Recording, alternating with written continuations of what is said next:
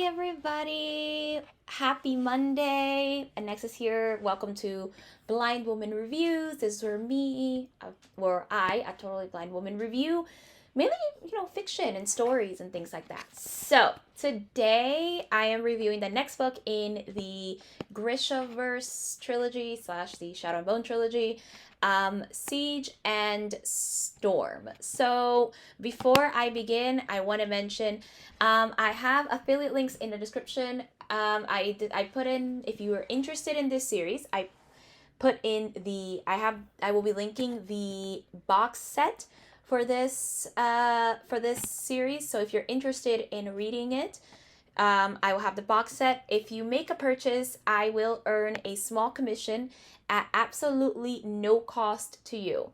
So you don't pay extra or anything. I just get paid if you make a purchase.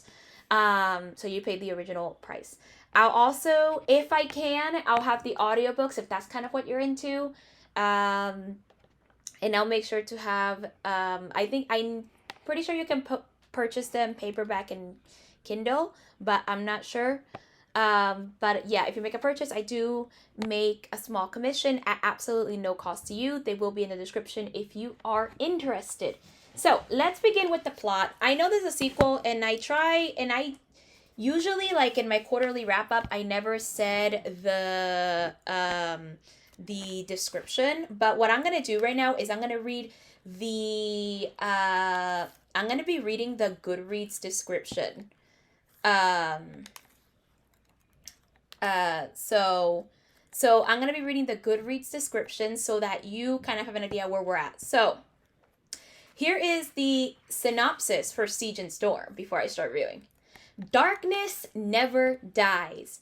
Hunted across the true sea, haunted by the lives she took on the fold, Alina must try to make a life with Mal in an unfamiliar land, all while keeping her identity as the Sun Summoner a secret. But she can't outrun her past or her destiny for long. The Darkling has emerged from the Shadow Fold with a terrifying new power and a dangerous plan that will test the very boundaries of the natural world. With the help of a notorious privateer, Alina returns to the country she abandoned, determined to fight the forces gathering against Ravka.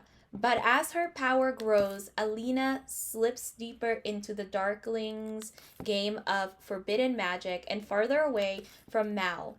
Somehow, she will have to choose between her country, her power, and the love she always thought would guide her, or risk losing everything to the oncoming storm. So, I think that as a sequel, it's a good book. It actually definitely, in my opinion, gets a lot better than the first. If I had to choose between this one and the Taylor, I'd say the Taylor is my favorite. Like, I would say that is my favorite, because the Taylor is an interesting book. I liked, well, it's an interesting 18-page scene.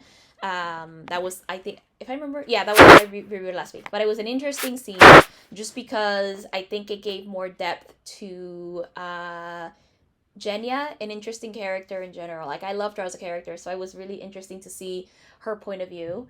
And she gets so little attention as it is. The side characters in these books I have found so far get so little attention.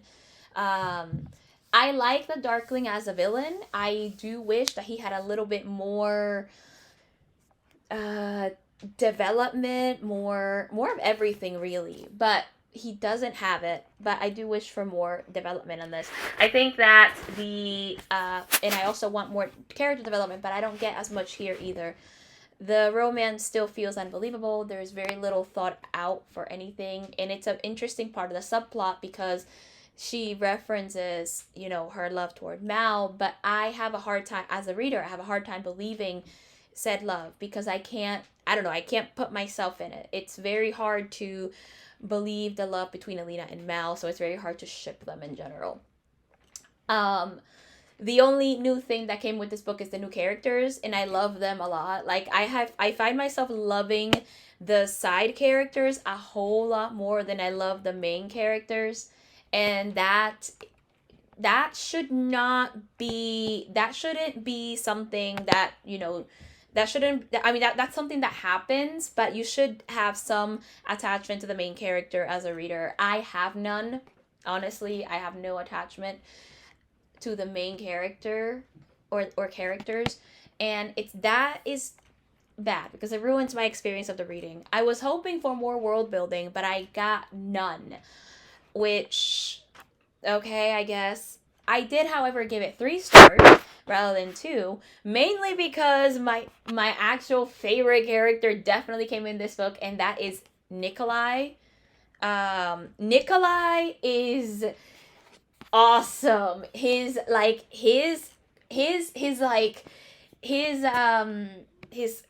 I don't know how to describe his personality, but like the way he speaks and his responses to everything is just amazing. I love him as a character, and I love how skilled and strategic he is. He's such an interesting one. Like, he makes court look interesting, and because of that, we do spend some time in court, but so little of it is interesting because we don't get a lot of court intrigue the way I was hoping for. So I think that this book could be, I think the Shadow and Bone trilogy so far is okay. Not enough for me to like love it, but it's like in the middle. But it is something I like, and we do get the hints of war, but this doesn't feel like war. Not until like the end, but still, it doesn't feel too much like war. I feel when I read this, I kind of feel like oh, okay, ish. Like, I don't feel, it's hard to be attached to it. There's very little emotion. There's very little everything. It feels kind of flat in this case. But that is my review for this book. I don't know. I hope, let me know what you think about it. Let me know. It's actually been a while since I read this book, so what I'm remembering is what I'm reviewing, but still, let me know what you think about it. Let me know how you feel about this. I will hopefully return Friday with a reaction. I can't promise anything because I've sort of been, as the time of this recording, I've just been kind of busy with the semester. By the time you see this, my semester should be over, actually. So I should be coming up with more reactions, but at the time of this recording, I was supposed to post a reaction the week before, and I didn't. I'm hoping to do one this week, and I'm hoping to make sure I get some done for the next few weeks, because I am failing at doing reactions right now, and that is terrible. So yay. So yeah, I'm doing a bad job. So that's my fault. But anyway, so I hope you enjoyed this review. If you liked it, give it a thumbs up and subscribe. And again, if you're interested, I'll be linking the Shadow and Bone boxed set in the description below. If you make a purchase, again, I get a small commission at absolutely no extra cost to you. So if you're interested in supporting me financially, basically without literally no cost to you, this is the easiest way to do it. And I'm actually kind of proud that I can actually link the box set, since I actually found a way of doing it after struggling so much.